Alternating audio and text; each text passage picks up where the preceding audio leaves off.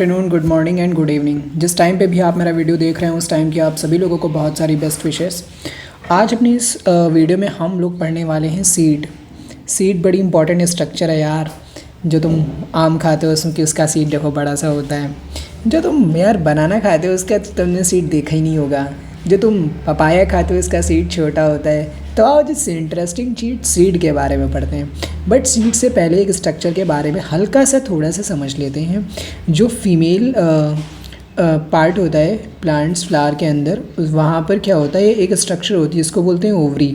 तो ओवरी के अंदर एक स्ट्रक्चर होती है जिसको बोलते हैं ओव्यूल। तो उस ओव्यूल से ही सीड बनता है। अब देखते हैं यहाँ पे सीड के बारे में चीज़ें समझते हैं। तो आप बच्चा ज़रा समझते हैं यार। इन angiosperm the seed is the final product of sexual reproduction.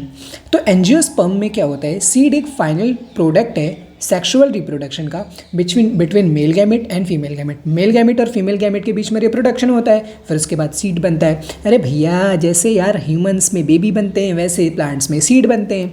It is often describe as a fertilised ovule.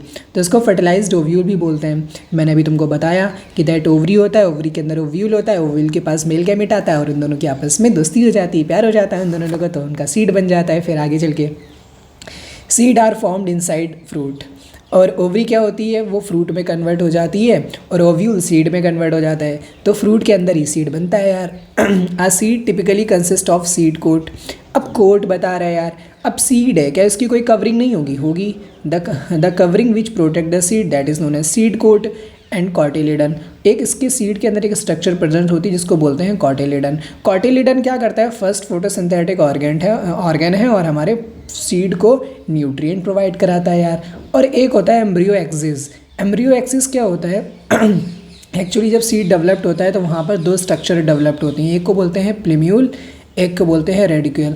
प्लीम्यूल क्या होता है, स्टेम वगैरह बनाता है। रेडिकल क्या बनाती है, रूट्स वगैरह बनाती है। इन दोनों के बीच में एक एक्सिस डेवलप हो जाता है, इसको बोलते हैं एम्ब्रियो एक्सिस, जो डिफरेंशिएट करता है दोनों को। हैं, समझ रहे हो यार बात? अब आगे समझते हैं।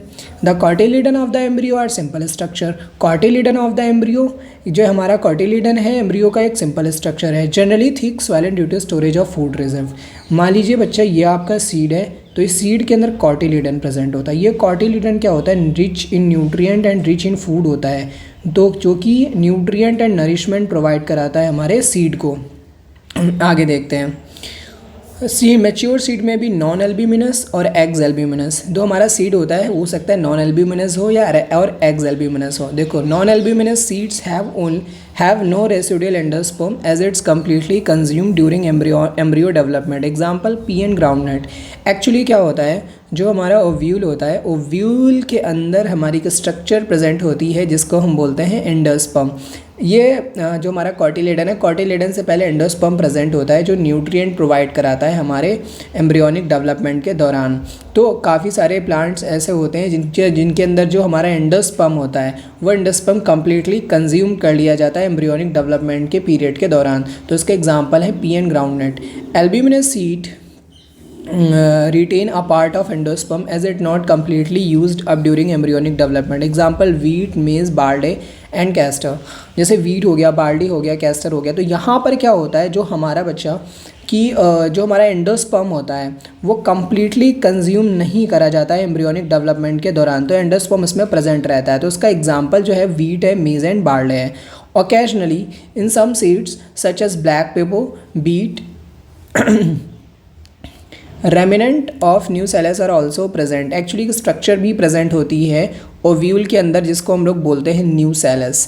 तो न्यू सेल्स एक कवरिंग होती है सेल्स की जो प्रेजेंट होती है हमारे सेंट्रल स्ट्रक्चर के अराउंड ओव्यूल के अंदर, तो उसको हम न्यू सेल्स बोलते हैं। अगर आपने स्ट्रक्चर ऑफ ओव्यूल का वीडियो नहीं देखा है तो पहले आप उसको देख लेना, उसके बाद ही बच्चा सीड पे आना, ठीक है।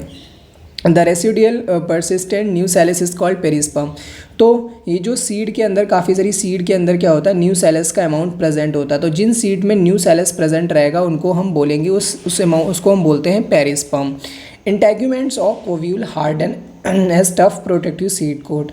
जो हमारा ओव्यूल के अराउंड जो स्ट्रक्चर जो होता है ओव्यूल को सपोर्ट करता है उसको इंटेग्यूमेंट बोलते हैं।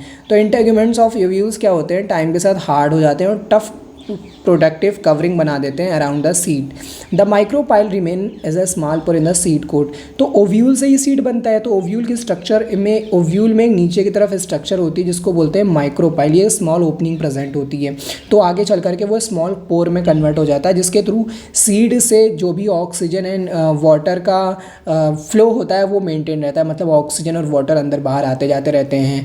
तो उससे क्या सीड का अपना न्यूट्रिएंट मिलता रहता है जर्मिनेशन के दौरान। As the seed matures it water content is reduce and seed become dry, relatively dry 10 to 15% moisture by mass.